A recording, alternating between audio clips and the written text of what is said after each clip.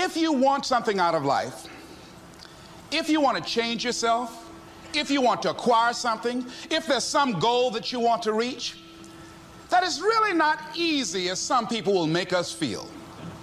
That living your dream, changing your behaviors, overcoming negative habits, it's challenging. It's hard. Most people go through life never discovering what their talents are. Most people never develop their talents. They have skills and abilities, but if you don't nurture them, if you don't develop them, they will never serve you. Your gifts can take you many places if you develop your gifts. Most of us don't like to do those things that come easy to us. I've always loved to talk to people. I decided, taking this advice, to develop my skills as a speaker. And my gift has developed and it's taken me many places.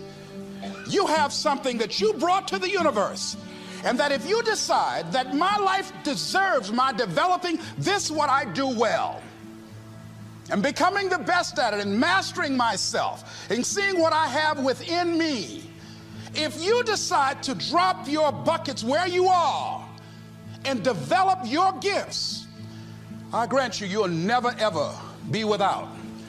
I grant you that your gifts will take you places that will literally amaze you. I grant you that if you begin to work to develop your gifts, you'll develop a strong sense of happiness. You'll get a larger vision of yourself, because part of beginning to get a larger vision of yourself, all of us need some area of our lives where we can have a feeling of competence. That people know when they think about this area, that's something you do. That you eat and sleep that, and that you do that, and people know it, and you know it, and you know that you know this. If you don't know anything else, you know this. Can you tell I know what I'm doing? Oh, hell no. You know this. So you've got to work on it.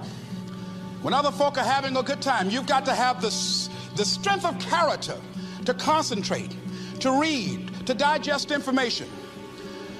If you decide in any particular area that you're concerned about to make a conscious, deliberate, determined effort to read one book a month in that area, in 5 years you'll be among the top 5% experts in the world.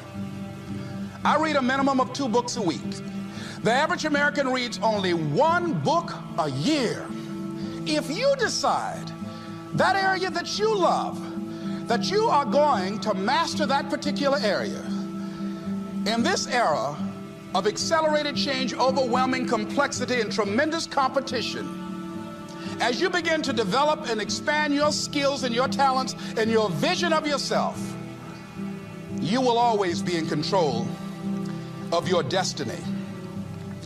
The next thing is, whatever it is that you want to do, you want to do it massively.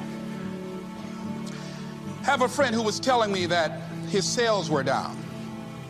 I said, well, how many phone calls you make a day? He said, 25. I said, double them. Make 50 or 75 or 100. He said, oh man, that's just too much. What do you mean too much? You behind on your bills? You're talking about too much? You know one way to get back on your feet real quick is to miss 2 car payments? You talking about you're tired? There's no competition out here. Decide that you're going to push yourself. Most people won't do that. Most people give up on themselves easily. You know the human spirit is powerful. There's nothing as powerful. It's hard to kill the human spirit. They asked Benjamin Disraeli, a man who became the head of a country at a time when Jews were not allowed out after 10 o'clock. They said, how did you do it? How do you achieve it against such great odds? He said, nothing can resist the will of a people that will stake even their existence on the extent of their purpose for good. That when you have a made-up mind, when you decide that you want to do something, I was reading something the other day, he said, the power to hold on in spite of everything, the power to endure, this is the winner's quality. The hunger, the ability to face defeat again and again without giving up. This is a winner's quality. You have that quality within you. When you're hungry, you don't care about the facts.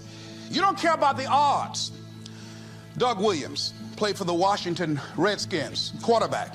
John Elway of the Denver Broncos in the Super Bowl. Everybody was talking about Elway. After the Super Bowl, when Doug Williams made a historic passing game, they asked him, said, how were you able, in spite of all of the negative publicity saying that you couldn't win, how did you do it? He said, I ignored my critics. I just didn't pay any attention to them.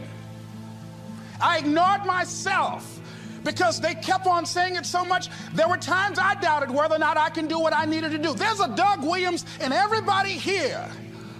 There's greatness in you. And you've got to learn how to tune out the critics outside and the critic inside.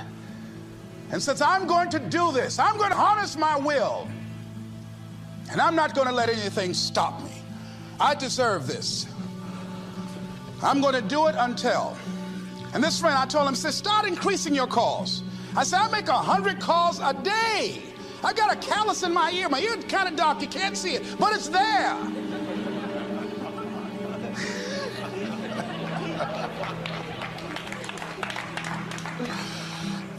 His sales have increased.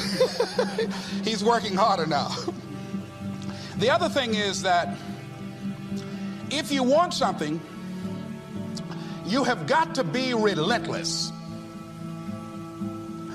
You've got to learn how to become resourceful. You've got to learn how to become creative. When crises strike in your life, and in the Chinese language, crisis means danger, but it also means opportunity. And this is an opportunity for you to grow. And you've got to be so relentless, regardless of what comes down the pike, that you're always looking for a way to get over, always looking for a way that you can break through, always looking for a way that you can win, always looking for a way that you can strike a telling blow. And pretty soon, I think there's some people watching us in the universe that say, wait, let's call a meeting over here. You know that guy Mustafa? Look at him down there. He won't stop. Just that fool don't know he can't get over. Look here. Why don't we do this? Let him go and let's mess with somebody else. Let him go on through.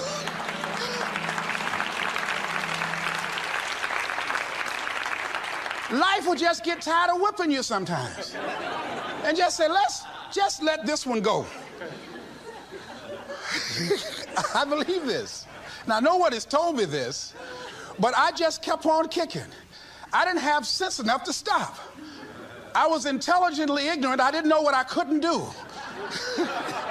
So I just tried anything. And the fascinating thing about life, because you can't get out of it alive, you might as well have a good time, you know? You might as well have a good time. Live your life with passion, with some drive. I was giving a seminar the other day, and I mentioned that I was going to do some training in August with some young teenagers and take about 100 away to a 2 or 3 day camp and wipe them out. Been working on this. So after the speech, one of the parents walked up to me and said, Mr. Brown, I'd like for you to do something for my son. He's not motivated.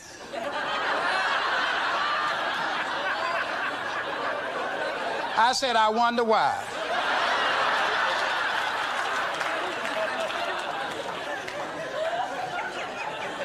I wonder what's wrong with him.